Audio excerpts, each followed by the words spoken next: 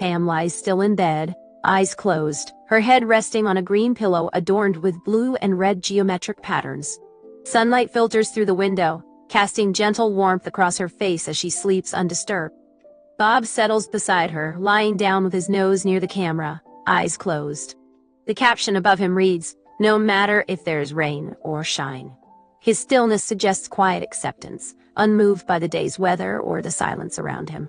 The room hums softly with ambient light, but both figures remain unmoving. Pam's breathing steady, Bob's form motionless, as if time itself has paused, waiting for the next moment to unfold. Pam jerks awake as Bob pounces onto the bed, front paws lifted midair, his bark slicing through the quiet. Her startled reaction is immediate. She flinches, clutching the blanket, her voice sharp with pain and alarm. "Ow, okay." Bob doesn't pause. He leaps higher, barking again, "Woof," as his body lands squarely on the mattress. Pam leans forward abruptly, fingers gripping the edge of the surface, as Bob, the Doberman, positions himself behind her, jaws open in enthusiastic encouragement. His tail thumps against the bed with each excited wiggle. Her voice bursts out, fierce and determined. "I get it, boy. Let's go." Her body tenses, ready to rise, while Bob's excitement pulses in sync with her rising energy. A hand twists the door handle, pulling the door open just enough to reveal the silhouette of a person clad in black, their face obscured by shadow. The figure stands still in the doorway, watching, silent, unmoving, a presence waiting to be acknowledged. Pam sprints forward, her grip tight on Bob's leash as she struggles to match his speed. Her breath hitches with every step, her face flushed with urgency as she keeps pace with the energetic dog ahead. Bob, a black and tan Doberman with pointed ears and a red collar bearing a bone-shaped tag that reads, "Bob," runs with pure enthusiasm, his tongue lolling out and eyes fixed ahead, the yellow tennis ball securely nestled in his jaws. "Oh!" Crouching low, Pam extends both hands forward, palms up, her voice strained as she pleads, "Give me the ball. Come on, please." Her body leans forward, fingers trembling slightly with desperation. Bob stands firmly planted, front paws braced against the ground, stretching his torso outward as if to emphasize his refusal. His grip on the yellow tennis ball doesn't waver, not even an inch, as he remains utterly unmoved, his excited expression now mixed with stubborn determination. Still shouting, Pam's voice cuts through the air with urgency. "Bob, slow down!" Her body tenses, shoulders hunched as she continues her desperate chase. Pam advances steadily, leash taut in her grip, pulling Bob, who stands rigid, unmoving. Her brow furrows with frustration as she mutters, "Okay, so sometimes he doesn't listen to me." The tone shifts abruptly as she yells, "No, Bob, not here," her voice cracking with urgency. Pam sprints ahead, leash whipping behind her, desperate to catch up with Bob, who surges forward, pulling ahead. She screams, "Bob, stop! I said stoop, but I love him no matter what." Pam halts mid-step, finger pointed forward, voice softened but firm. "Okay, Bob, Mommy has to go to work now." Her expression remains stern, yet her eyes hold warmth, a quiet resolve beneath the gentle command. Pam kneels beside the couch, her hand reaching out to stroke Bob's fur as he sits quietly, tail tucked, eyes soft. She leans forward slightly, voice gentle but firm, asking, "You're going to be a good boy, right?" Bob lifts his head, ears perking, and lets out a single soft woof before settling back into stillness. Pam wraps her arms tightly around Bob's torso, pulling him close as her face crinkles with affection. She leans back slightly, voice rising in warmth. "Oh, that's my Bobby boy." Bob remains seated, muzzle forward, eyes fixed ahead, unmoving but undeniably comforted by her embrace. Pam stands, steps back, and waves with a wide grin, calling out over her shoulder, "Bye, Bobby! See you later, my little angel." Her hand moves in a slow, cheerful wave as she turns toward the doorway, eyes bright, smile wide, and voice carrying the echo of farewell. A sudden blam echoes above, yet he remains motionless, alert and focused on the door as if listening for something beyond its frame. Bob shifts to stand sideways in the doorway, his posture tense as he barks with a mildly irritated or weary expression, tongue lolling and teeth bared as he barks loudly. He seems to be signaling excitement or alertness as he stares forward with wide, attentive eyes. A bright, modern cityscape stretches out beneath a clear blue sky streaked with fluffy clouds. A cheerful text, "Good morning, everyone," Anne leans forward with one hand resting thoughtfully on her chin, her smile warm and playful as she addresses Pam. "Morning, Pam. So last night's date was such a hottie, we Evie." Her sentence trails off mid-sentence, eyes sparkling with mischief. Anne sits at her desk, eyes wide with excitement as she looks up at Pam, who stands with her back turned, phone raised and frustrated. "1 second, Anne," the woman calls out, voice sharp with anticipation. Anne's grin widens as Pam finally turns, shouting, "Oh yeah, doggy cam time." Pam's face twists into exasperation as her phone screen flashes. Pam's eyes are shut tight, a grin plastered across her face as she holds her phone, visibly entertained by the chaos unfolding on screen. Anne leans in close, her expression one of irritation, her brows furrowed and lips pressed into a thin line, clearly unimpressed by Pam's amusement.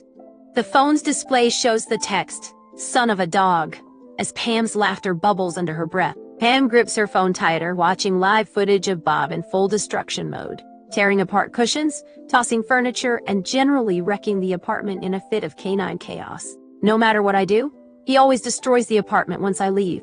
Pam, this doggy is like a really bad nightmare." Pam abruptly throws her phone screen up, shouting with a mix of fury and desperation, "Don't you dare say that about my Bob." Anne, unfazed, gestures dismissively with both hands, shrugging as if she's already moved past the issue. She trails off with a smug, exaggerated tone, "Whatever, but like," as her eyes drift away, clearly not convinced by Pam's outburst.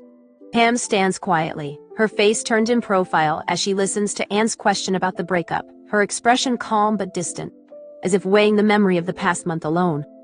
She closes her eyes briefly as her partner leans in closer. "I fell in love with him at first sight 3 years ago. 6 months later and we're living together." In the next frame, Pam crouches low to hug Bob, her face alight with genuine joy, her arms tight around him. The bottom panel zooms in on a smiling man with stubble and a visible ear, his grin infectious.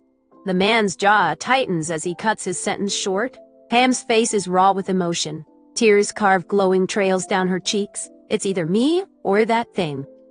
Kneeling, she buries her face into Bob's fur as he sits upright, his body a steady anchor against her collapse. Her voice trembles as she confesses, "It was so painful to realize what type of jerk I was loving, all because I was drunk on love and didn't really know him." Pam ascends the staircase, gripping the railing with both hands, her gaze distant as she muses aloud about Anne's suggestion to hire a trainer for Bob.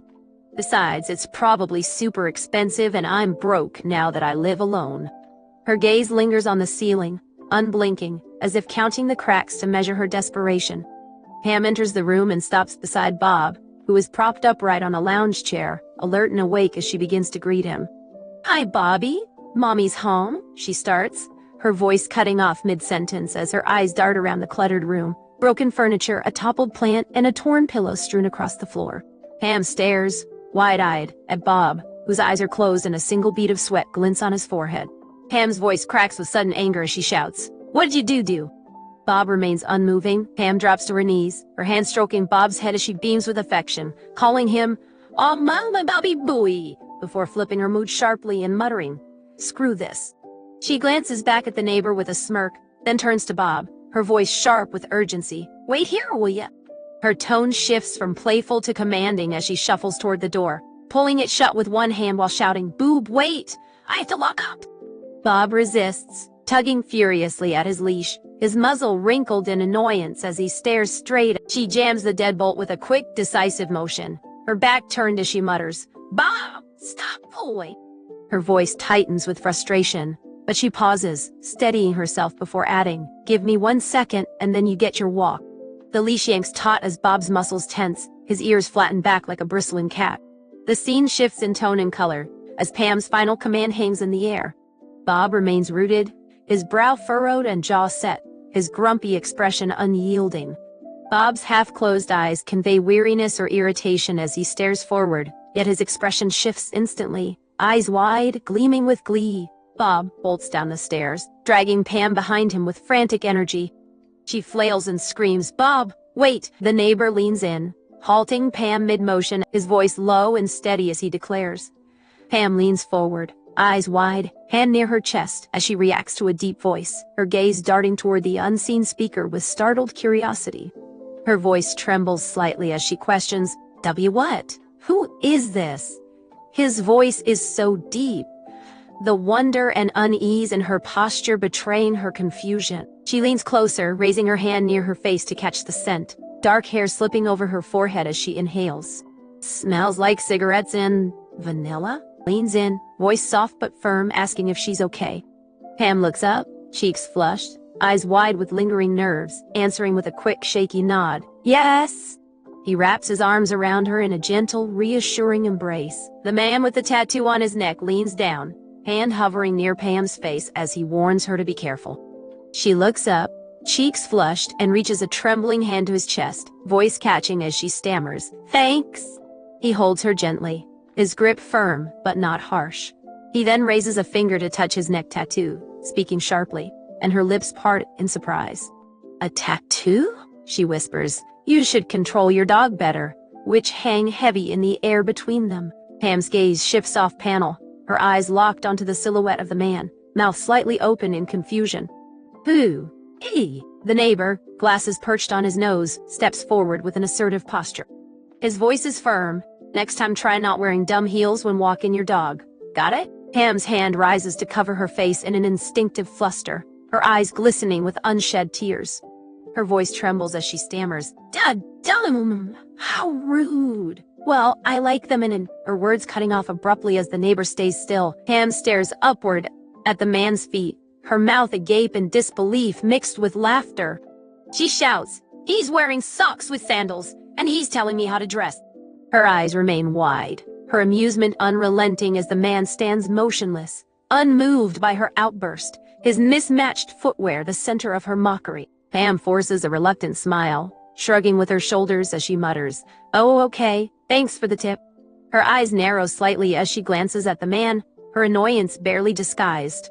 Behind her, Bob's silhouette remains still, and the man's displeased frown deepens as Pam mutters, "What a jerk, just like my ex."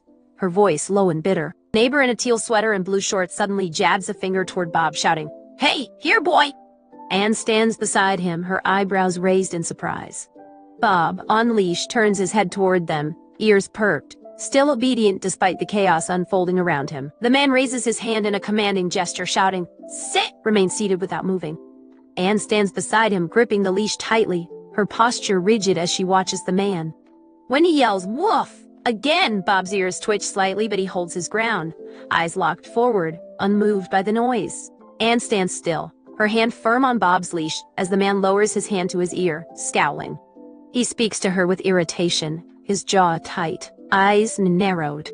Anne's expression is neutral, but her shoulders are tense as she listens, not flinching even as his tone drips with complaint. Pam's face twists in shock, her eyes wide and pupils dilated as she freezes mid-step. Sweat beads on her forehead as she stares upward, reacting to the sudden yell from upstairs. "Your way always wakes me up. I live upstairs, and I work nights, so." Her body remains motionless, caught in the moment of startled realization. Bob remains motionless, his pointed ears twitching slightly as he stays perfectly still, calm, and collected. His posture doesn't change as the off-panel voice yells, "I've never seen Bob so still." The sound barely registers as he doesn't flinch, doesn't blink, doesn't move a muscle. A man turns sharply, waving his hand dismissively as he mutters, "Yelling doesn't help a dog understand," before walking away with a shrug. Pam, standing beside Anne, watches him go with wide, hopeful eyes. And as he exits, he adds, "That's all, see ya." This has to be a sign. The character in the red sleeve yanks the arm of the one in the teal jacket, who is already gripping their own forearm.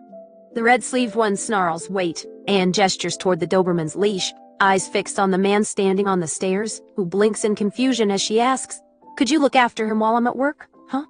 His posture stiffens slightly, his gaze darting between her and the dog at her side. Pam's wide eyes and open mouth convey desperate pleading as she looks up at the man with glasses and a neck tattoo, who leans in toward her with a curious expression, remarking on her dog's training. She gestures with one hand while offering money with the other, her face a mix of urgency and hope. Pam now stands tall, sword held firmly at her side, her gaze unflinching as she looks up at the neighbor with hands in pockets, head tilted down. "Pay me?" She smirks slightly, voice calm but firm. "All right, but I'm gonna be expensive."